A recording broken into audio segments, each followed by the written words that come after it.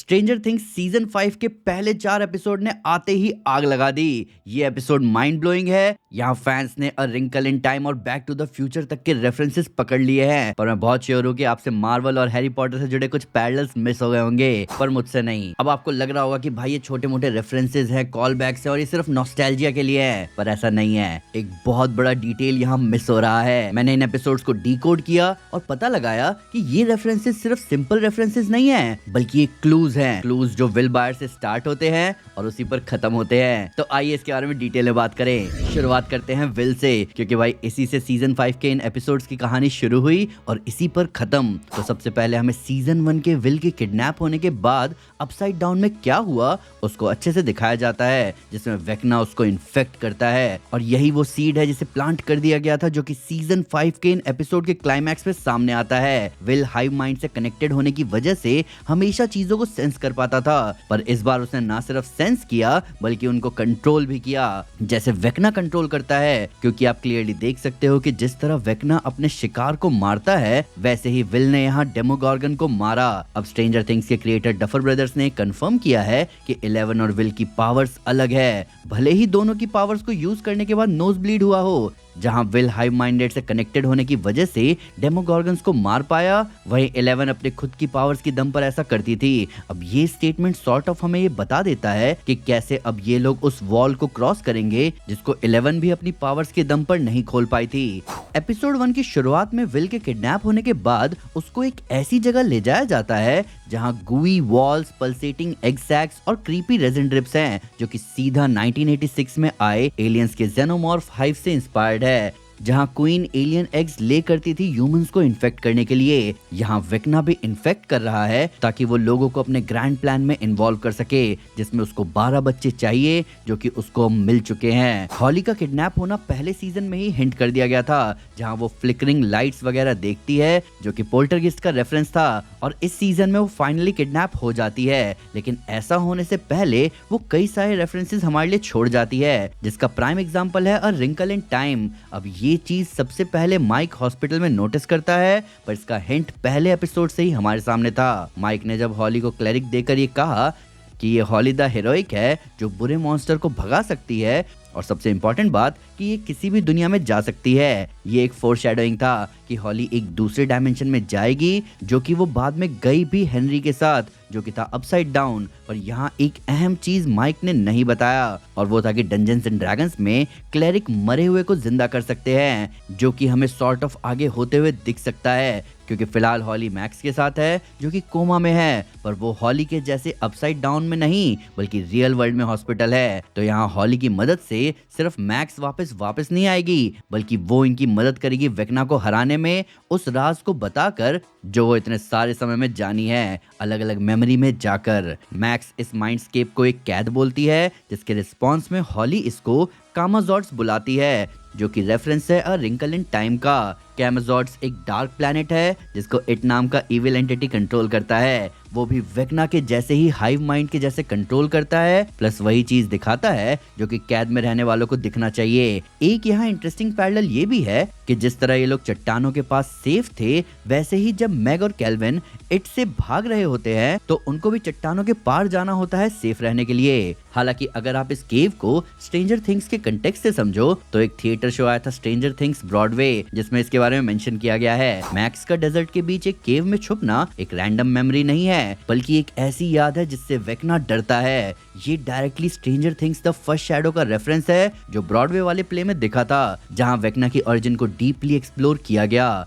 इस प्ले में दिखाया गया था कि छोटा हेनरी क्रील नेवाडा डेजर्ट में एक केव तक पहुंच जाता है, और वहीं पहली बार उसका कांटेक्ट होता है उस क्रिएचर से जिसे हम आगे माइंड फ्लेयर के नाम से जानते हैं। ये काफी अलग वर्जन है उस स्टोरी से जो वेक्ना ने सीजन 1 में खुद सुनाई थी। सीजन 4 ने इम्प्लाई किया था कि वेक्ना ने माइंड फ्लेयर को बनाया है, इसीलिए किसी ने ये एक्सपेक्ट नहीं किया था कि शो वापस इस केव रेफरेंस को यूज करेगा। लेकिन अगर आप अच्छे से देखोगे तो ये हिंट हो सकता है कि असली विलन माइंड फ्लेयर ही है, और उसके इवल इन्फ्लुएंस के बाद ही हेनरी बुरा बना। शायद वेक्ना इस केव से इसीलिए घबराता है क्योंकि ये उसे उस एंटिटी की याद दिलाता है जिसने धीरे धीरे उसे कंज्यूम कर लिया और एक मॉन्स्टर बना दिया। इससे हम एक पैरेलल भी ड्रॉ कर सकते हैं कि जहां हेनरी एक बुरी एंटिटी माइंड फ्लेयर से इन्फेक्ट होकर बुरा बना, वहीं विल एक बुरी एंटिटी यानी कि वेकना से इन्फेक्ट होकर हीरो बना। ये क्लासिक हीरो और विलन की ओरिजिन लगती है, जहां हीरो और विलन सेम सर्कमस्टांसेस में डिफरेंट रास्ता चुनते हैं। इसके अलावा वेकना का 12 बच्चों को पकड़कर ले जाना एक रेफरेंस हो सकता है मार्वल के एक्समैन इन्फर्नो कॉमिक्स का, जिसमें एक डीमन 13 बच्चों को किडनैप करता है ताकि उनकी सोल की मदद से वो लिम्बो से अर्थ के बीच का गेट खोल सके। अब देखा जाए तो वेकना इन बच्चों के वीक माइंड की वजह से वो गेट तो ऑलरेडी खोल सकता है कहीं भी, तो ऐसे में वेकना का गोल उस एक्समैन डीमन से तो बड़ा और डिफरेंट होगा। और जिसको भी ये रेफरेंस फार फेच्ड लगे उनको मैं याद दिला दूं कि सीजन 1 में एक्समैन डार्क फीनिक्स का रेफरेंस था, जहां डस्टिन और विल जब रेस करते हैं तो वो बोलते हैं कि जो जीतेगा उसको मिलेगा एक्समैन इशू 134, जिसमें जीन ग्रे विलन को वैसे ही मारती है जैसे 11 ने सीजन 1 के एंड में डेमोगॉर्गन को मारा था। इसके अलावा एक खतरनाक पैरेलल आप लोग नोटिस कर सकते हो हैरी पॉटर और स्ट्रेंजर थिंग्स में, जहां हैरी और विल दोनों मौत को छूकर वापस आए, जिसके बाद ये दोनों ही विलन से कनेक्ट हो गए, इतने कि वो उनकी पावर्स को यूज कर पा रहे थे। जैसे हैरी जो कभी सर्प भाषा नहीं सीखा पर वो बोल सकता था, वैसे ही विल जिसने कभी किसी डेमोगॉर्गन को कंट्रोल नहीं किया, उसने ना सिर्फ उसको कंट्रोल किया बल्कि वैसे ही मारा जैसे वेकना मारता है। विल डेमोगॉर्गन को किसी और तरीके से भी मार सकता था, पर सेम वे में मारना हमें बताता है कि उसका वेकना के साथ कनेक्शन बहुत डीप है और ये वेकना के किलिंग इंस्टिंक्ट की वजह से ही उसने वैसे मारा, ना कि अपनों को बचाने के नजरिए से। इसके अलावा विल जैसे वेकना को फील कर सकता था, वैसे ही हैरी भी वोल्डेमॉर्ट की प्रेजेंस को फील करता था। और सबसे बड़ा पैरेलल तो ये है कि वेकना और वोल्डेमॉर्ट दोनों की नाक नहीं है। अब मैं आपसे कमेंट में जानना चाहूंगा कि आपको कभी ये पैरेलल फील हुआ? एपिसोड 1 में 11 का मिसिंग पोस्टर दिखाया जाता है जिसपे 11 का नाम लिखा हुआ था जेन हॉपर, क्योंकि हॉपर ने उसको अडॉप्ट किया था, लेकिन ये डिटेल नहीं है। असल में यहाँ जो फोन नंबर है वो फेक फोन नंबर भी नहीं है। अगर आप उस पर कॉल करते हो तो हॉकिंस पुलिस का रिकॉर्डेड वॉइस मेल आपको सुनने को मिलता है। अभी के टाइम पर तो ये बहुत कॉमन है, पर ये 80s की स्टाइल की इमर्सिव मार्केटिंग का परफेक्ट एग्जाम्पल है जो कि नेटफ्लिक्स यूज कर रहा है यहाँ। वहीं तुम्हें ये चीज घोस्टबस्टर्स के पुराने हॉटलाइन की याद दिलाएगा अगर आपने वो देखा हो तो। अब बात करते हैं Back to the Future reference की। तो इस सीजन में Back to the Future fans के फ्लक्स कैपेसिटर नाम सुनते ही कान खड़े हो गए होंगे, और जिनके कान नहीं खड़े हुए वो जॉयस के जैसे ही इसको असली समझ रहे होंगे। Flux capacitor Back to the Future का बहुत इंपॉर्टेंट पार्ट था, जिसमें मेनली उसी की वजह से टाइम ट्रैवल पॉसिबल हो पाता है। Back to the Future movie में टाइम ट्रैवल को पॉसिबल बनाने के लिए एग्जैक्टली 1.21 गीगावाट एनर्जी चाहिए थी।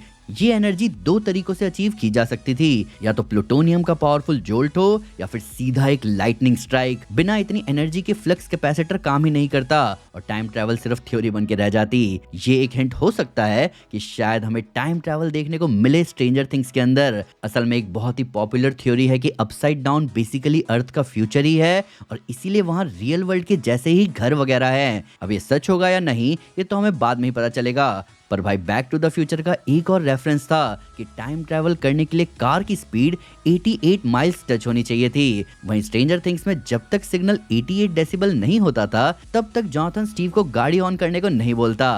इसके अलावा सीरीज के क्रिएटर डफर ब्रदर्स ने वेकना की एंट्री को डार्थ वेडर की एंट्री से इंस्पायर्ड बताया, जो कि दिखता भी है, जहां वो अपने टेलीकाइनेटिक पावर से फायर को रोकता है क्योंकि वो चीज कुछ हद तक उसको हार्म कर सकती है, जबकि वो बुलेट्स को नहीं रोकता क्योंकि वो उसका कुछ नहीं बिगाड़ सकते।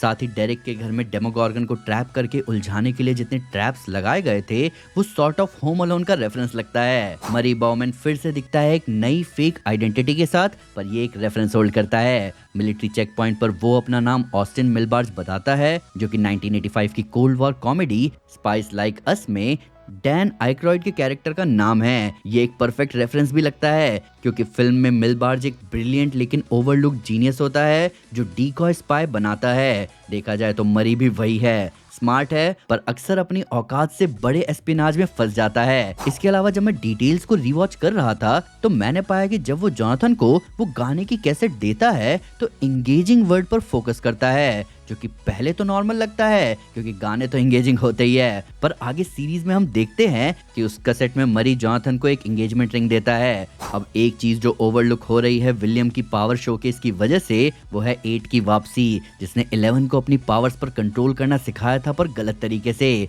गलत से मेरा मतलब है कि काली ने उसको अपने गुस्से को बेस बनाकर पावर यूज करना सिखाया था, जबकि 11 अपनी पावर्स को अपनी ट्रू पोटेंशियल में तब यूज कर पाती है जब वो किसी अपने को बचाने के लिए उसे यूज करती है। इसी वजह से इतने समय से 11 सेफ थी और काली मिलिट्री के रेडार में आ गई, इसीलिए वो यहाँ कैद थी। हॉली के पास जब डेमोगॉर्गन आता है तब लाइट फ्लिकर करते हैं और उस वक्त हम वहाँ अमेरिकन टेल्स का पोस्टर देखते हैं, जिसकी कहानी ये है कि एक चूहा अपनी फैमिली से बिछड़ जाता है अमेरिका जाते वक्त, और पूरी कहानी उसी के अराउंड होती है कि कैसे वो रीयूनाइट करता है, जो कि हॉली के अपने फैमिली से बिछड़ने को पैरेलल करता है। इसके अलावा एलिस इन वंडरलैंड का पोस्टर पीछे दिखता है बहुत ही कम सेकंड्स के लिए, जिसको आपने मिस कर दिया होगा। इसीलिए हॉली को ब्लू ड्रेस में दिखाकर हमारे लिए इस चीज को एविडेंट किया गया। तो क्या आपने नोटिस किया? हमें कमेंट्स में जरूर बताना। तो ये थे स्ट्रेंजर थिंग्स के फाइनल सीजन के पहले 4 एपिसोड से जुड़े डिटेल्स। क्रेजी थे कि नहीं? अभी आप मुझे बताओ कि आपने इनमें से कितने डिटेल्स ढूंढे और कितने आपसे मिस हो गए। साथ ही साथ जो एक्सक्लूसिव डिटेल्स आपने पकड़ी है वो हमारे साथ कमेंट्स में जरूर शेयर करें। Thank you guys, this is Aman Sinha and you are super super. Piece.